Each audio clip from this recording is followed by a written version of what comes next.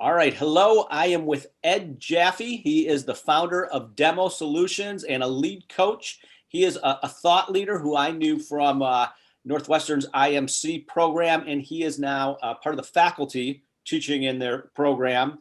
And I also know he likes playing electric guitar.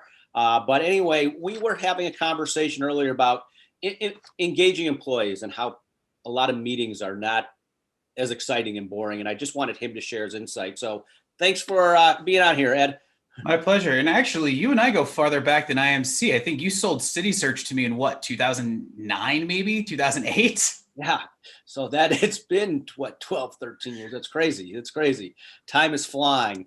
It's scary. I got my first postcard and it was for a retirement community. I thought it was for my mother-in-law. They sent it to me and I'm like, what? Anyway, but time is flying. But yeah, we do go way back. So I appreciate it. But I'm curious from your perspective, what do you think companies should be doing more of or less of when it comes to making employees feel, important or engaged or involved?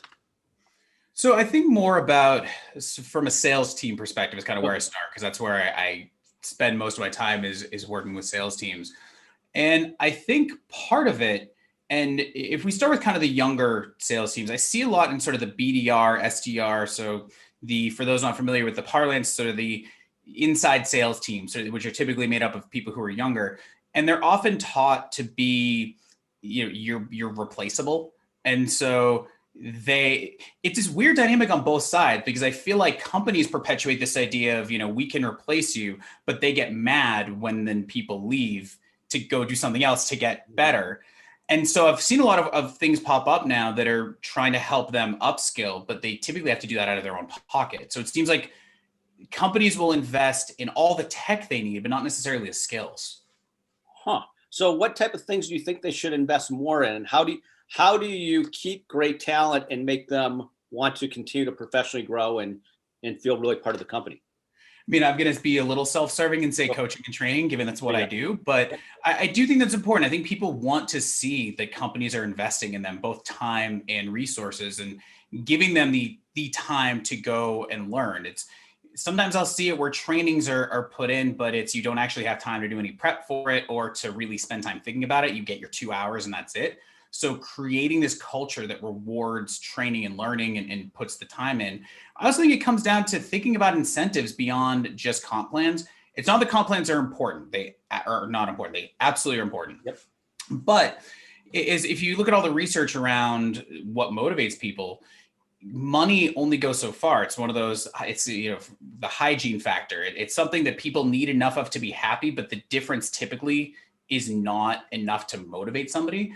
But people get motivated by things like recognition, by sort of seeing that they get to be part of decision making. So, doing some type of awards in sales or some type of recognition of, hey, this person contributed to this deal and here was the impact it had. Or maybe bringing in some more junior people to the executive meetings, actually letting them have a voice and participate. Because, oftentimes those exec meetings are like these closed door, like only important people here. And that basically creates that environment of, you are not important and I am important, or vice versa. Yeah. I mean, I think everybody wants to have a voice and feel like important and to be included in more meetings. So when you say recognize or incentivize for trainings, are there specific other skill sets or types of courses or trainings that you would encourage like senior sales leaders to look more into? So, I mean, I'm partial to Demo to Win because I do a lot of work with that particular training. So giving people the skills to be better at demoing. And that's also a lot of the trainings that I'll do are focused on either giving better demos or presentations, doing better discovery, or I do a lot of work around empathy and how to earn the right and get consent from the client to show empathy, as opposed to just the idea of like, you can just show up and have it. And so I think there are tons of good trainings out there. So I think more, which are the ones that are more inclusive and which ones are sort of thinking forward about how you can make everybody feel like they are included, which I think also goes back to the engagement question. Is it one that's sort of written and designed for a certain type of person, or is it one that really is meant to be accessible to all, and thinking about the language, thinking about the imagery and all of those aspects, are more broad of the inclusion side of DEI. Yeah. And then You mentioned we were talking about just meetings in general internally. Like a lot of people feel like there's too many of them, or they're not as productive enough, or people, some people are really talkative, some are not. And what do you recommend to have an effective internal sales meetings? So I think there's a few things. One is what can be an email. And so I think sometimes you have internal stand-ups that exist for the sake of existing, and you don't always have to have meetings. So can things be done more in an asynchronous, like an email, or can you talk about some things over Slack, or just create an environment where people can talk more and you don't need to have as much of that? Yep. I really like something you just said, though, sort of stuck out, which is people not participating. And I think sometimes that can be because some people have strong personalities and others don't. And I think it's up to leadership to recognize that.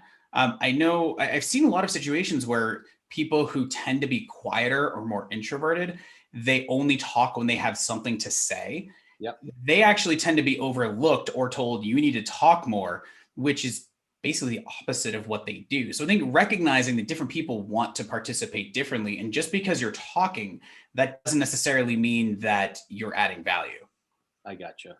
And then how do you recommend people to encourage them to share more? I mean, how do you get the introverts to communicate more?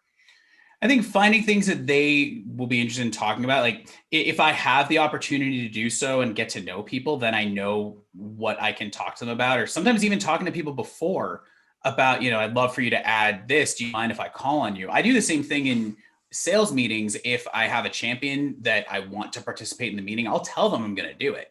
Yeah. So that way it's not surprising, or maybe by giving them a specific role to play. So then they feel like they're prepared and can add value at that point versus just, hey, Matt, what do you want to add? And like, I don't know. I gotcha.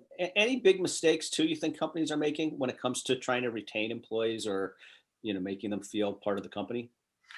So I think that at least in tech, I see a lot of people doing sort of the wrong incentives. And I think it's, a lot of the tech companies that are trying to go after younger talent tend to focus on like, here's a free lunch, but don't focus on professional development or paying people enough, or sort of the things that people care about. And I think that maybe in your 20s, that is okay. And you just seem like a cool company, but you can appreciate this. Like once you kind of hit 30s, it's, well, I got a kid, I got a mortgage. Like, I don't really care about a free lunch for the whole company. I care that I can pay my bills. Yeah. And so I think it's thinking about how you can give people bigger incentives than just free food, because stuff like that, who cares? I want to be at a place where I have a voice, where I'm getting paid fairly, and I have the ability to shape the future of the company.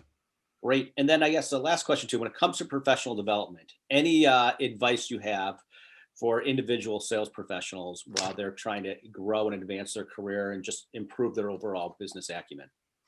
Yeah, I think that it's find people to follow who you align with. There are tons and tons of people out there, and you know what they say about people's opinions. So finding ones who I think you can trust, or finding some books that can really relate to what you're trying to learn. And they don't always come from sales. So as an example, Thinking Fast and Slow by Daniel Kahneman is one of my favorite books about human behavior. And I apply a lot of that to sales.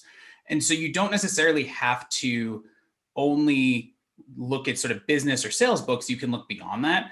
The other thing I would say too is go into certain things with a bit of skepticism, and not too much. You don't want to have assumptions, but sometimes I'll look at books and kind of see like, okay, here's what I'm going to play devil's advocate about this, and then see if they can prove me wrong.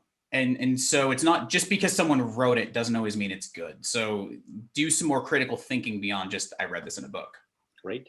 Well, all right. Well, listen, I like to just, again, spend a handful of minutes with different people that I think are really doing good things and have some good insight. So I appreciate it. I wish you the best with Demo Solutions there, and I look forward to staying in touch.